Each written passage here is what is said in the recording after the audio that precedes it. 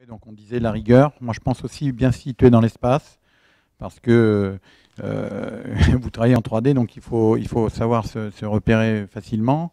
Et puis ben aussi les conditions, quelquefois, Sébastien le disait, quand vous travaillez dehors, alors par tous les temps, c'est pas de l'esclavage, hein.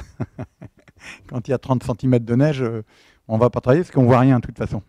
Tous les éléments sont cachés, donc quand il y a de la neige, vous pouvez penser que vous ne verrez pas un géomètre sur le terrain. Mais je pense quand même qu'il faut effectivement aimer quand même travailler dehors, parce que c'est quand même, on y est quand même assez souvent. Je dirais qu'on se partage le temps, en fait, 50%, je dirais 50% sur le terrain, 50% au bureau. Donc ça, c'est indispensable. Mais effectivement, c'est un travail très intéressant parce qu'il est très varié. À mon avis, il n'y a pas le côté répétitif qui peut lasser. C'est vraiment, comme on le disait tout à l'heure, c'est tellement divers et varié que vous faites très rarement le même travail dans une semaine. Vous avez le foncier, vous avez l'élevé d'intérieur, vous avez le plan topographique, vous avez l'implantation pour les travaux publics, vous avez l'implantation de bâtiments, vous avez toutes sortes de choses, ce qui rend le métier très très intéressant. Moi, je voudrais rajouter, en fait, c'est pas un métier routinier, c'est un métier où il faut avoir envie de réfléchir, quoi. Quand on vient le matin, on prend le dossier, on se dit tiens, ça va se passer comme ça. Quand on arrive sur le terrain, c'est jamais comme on voulait que ça se passe. Ça, c'est... Et donc, c'est pas un métier où on s'assoit et, enfin, je sais pas, où on sait qu'on va faire ça, ça, ça. Non, ça se passe jamais comme ça, quoi. Mais c'est ça qui est intéressant, parce qu'on a toujours envie de... Et c'est un métier en plus qui évolue, qui est en Enfin, il évolue depuis toujours. Maintenant, les appareils qu'on a, enfin, même il y a 5 ans, c'était pas les mêmes, hein. Et il y a encore 10 ans, moi, il y a 20 ans, j'aurais jamais fait ce métier, par exemple. Parce qu'avant, il fallait dessiner tout à la main. Non. Maintenant, on a l'ordinateur, c'est parfait. Puis, ce qui peut être intéressant à savoir également, c'est que donc en moyenne, hein, il y a 9 salariés par entreprise, hein. C'est la moyenne sur les 2000 entreprises qu'il y a dans la branche. Ça représente à peu près 12 000 salariés. Et il y en a un certain nombre qui se tournent de plus en plus vers l'international. Donc les salariés sont amenés à aller à l'étranger pour des missions de relevé. Donc il y a un savoir-faire français qui est intéressant de mettre en avant. Et donc, du coup, des missions à l'étranger sont possibles pour un certain nombre d'entreprises, notamment pour un certain nombre qui sont basés en Bretagne, puisqu'il se trouve que régionalement, il y a un certain nombre de grosses structures. Alors, ce qu'on appelle des grosses structures dans la branche, pour vous donner une idée, la branche compte 50 entreprises 20 entreprises de plus de 50 salariés, 3 entreprises de plus de 100 salariés au 31 décembre 2012, et 50% d'entreprises qui ont 9 salariés en moyenne. Donc c'est quand même des très petites entreprises pour la plupart, mais avec, pour les plus grosses de la branche, une vision de plus en plus internationale, ou en tout cas européenne. Il y a une particularité aussi dans la modélisation qui peut se faire des plans, c'est la photogrammétrie. Donc c'est ce qui se fait à partir d'avions ou de drones, où on représente des plans à travers ça. Alors encore une fois, moi je ne suis pas sur la partie technique, mais effectivement, cette partie-là peut être amenée pour un certain nombre à être traitée à l'étranger. Et donc du coup, il y a des techniciens qui sont amenés à se rendre dans ces lieux de sous-traitance pour superviser ça. Voilà. Puis on a eu à aller dans les départements d'outre-mer, voir comment, alors nous c'était d'un point de vue social, comment est-ce que la convention collective était appliquée dans les territoires d'outre-mer.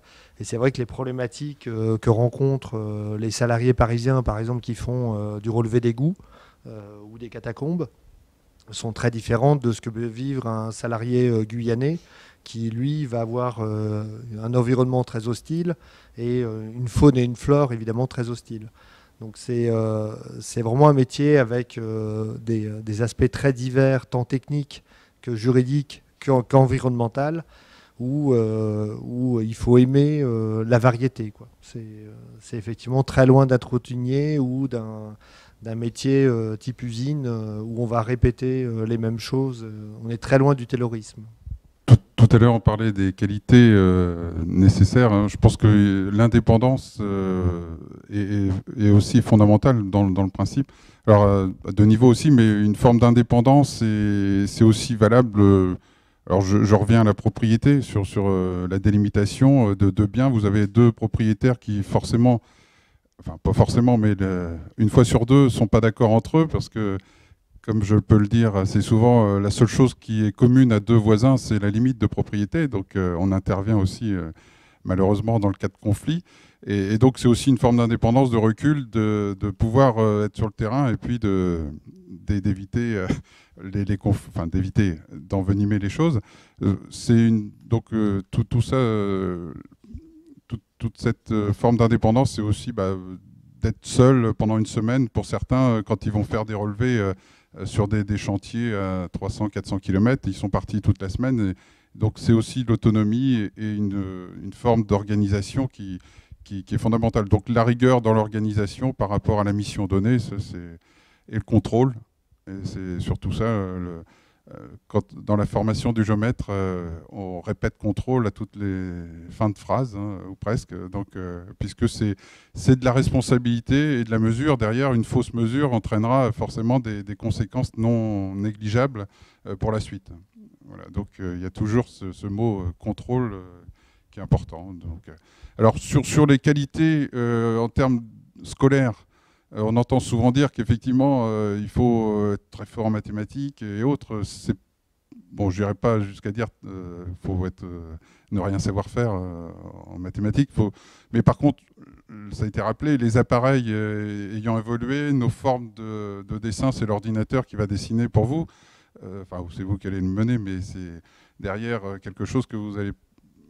les arcs de tangente et compagnie, on n'a plus besoin en fait. Hein. Donc, faut le savoir quand même. Voilà, il faut savoir expliquer peut-être comme on a fait, et c'est pour ça que la formation à l'école est importante. Mais derrière, il faut aussi avoir cette notion technique et cette sensibilité avec la technique ou cette sensibilité avec le juridique.